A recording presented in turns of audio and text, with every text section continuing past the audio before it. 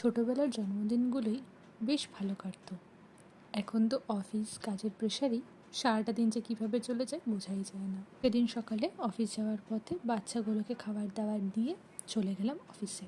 সারাদিন খুব বোর হলেও সন্ধেবেলা এই ছোট্ট সারপ্রাইজটা পেয়ে সিরিয়াসলি মনটা খুবই ভালো হয়ে গেছিলো।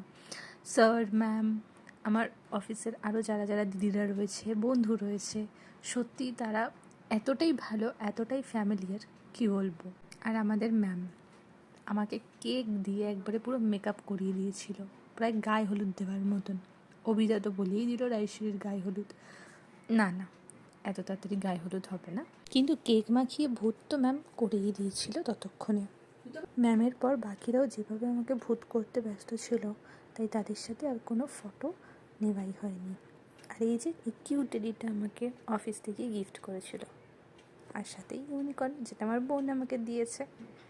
সবার সাথে হাসি মজা করে খাওয়া দাওয়া করে দিনটা বেশ ভালো কেটেছিল।